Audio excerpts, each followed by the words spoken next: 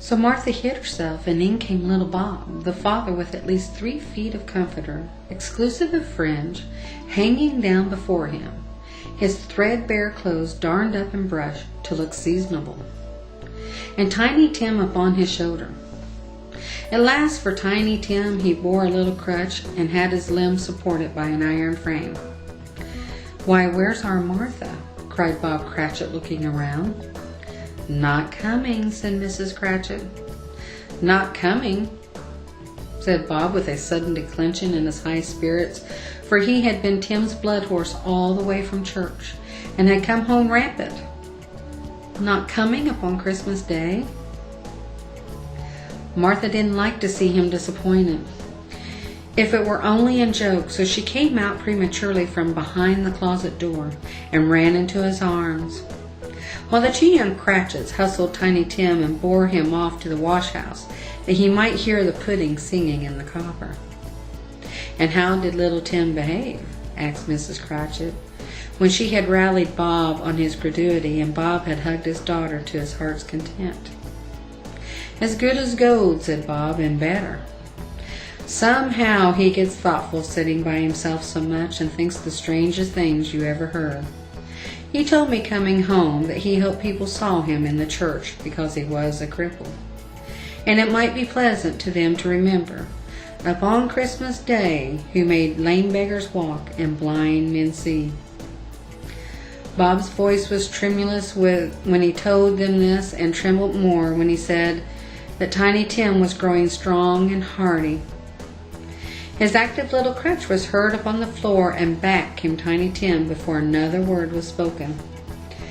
Escorted by his brother and his sister to a stool beside the fire, and while Bob turning up his cuffs, as if, poor fellow, they were capable of being made more shabby, compounded some hot mixture in a jug with gin and lemons, and stirred it round and put it on the hob to simmer.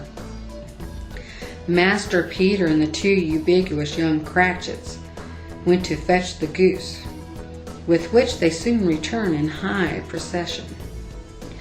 Mrs. Cratchit made the gravy ready beforehand in a little saucepan, hissing hot. Master Peter mashed the potatoes with incredible vigor. Miss Belinda sweetened up the applesauce. Martha dusted the hot plates. Bob took Tiny Tim beside him in a tiny corner at the table, and the 2 young Cratchits set chairs for everybody, not forgetting themselves, and mounting guard upon their post, crammed spoons into their mouths, lest they should shriek for goose before their turn came to be helped. At last the dishes were set on, and grace was said.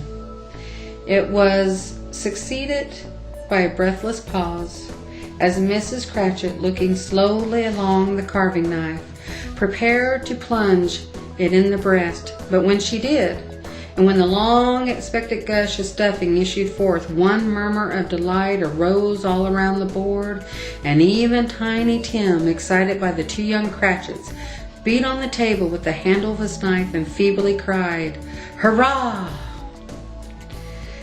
"There never was such a goose," Bob said. He didn't believe there ever was such a goose cooked. Its tenderness and flavor, size and cheapness, were the flames of universal admiration. Eked out by applesauce and mashed potatoes, it was a sufficient dinner for the whole family. "Indeed," Mrs. Cratchit said, with great delight, surveying one small atom of a bone upon the dish. They hadn't ate it all at last, yet every one had had enough, and the youngest Cratchits in particular were steeped in sage and onion to the eyebrows. But now the plates were being changed by Miss Belinda. Mrs. Cratchit left the room alone, too nervous to bear witness, to take the pudding up and bring it in. Suppose it should not be done enough? Suppose it should break in turning out? Suppose somebody should have got over the wall of the backyard and stole it while they were merry with the goose? A supposition at which the 2 young Cratchits became livid.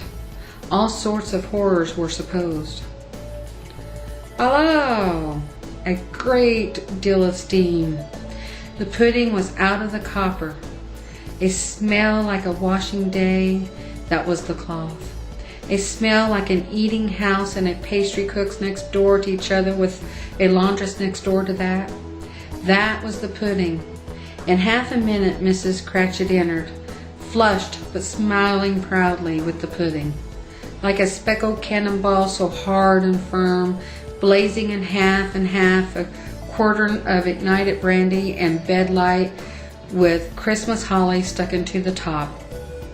Oh, a wonderful pudding, Bob Cratchit said, and calmly too. That he regarded it as the greatest success achieved by Mrs. Cratchit since their marriage. Mrs. Cratchit said that now the weight was off her mind, she would confess she had had doubts about the quantity of flour. Everybody had something to say about it, but nobody said or thought it was at all a small pudding for a large family. Annie Cratchit would have blushed to hint at such a thing.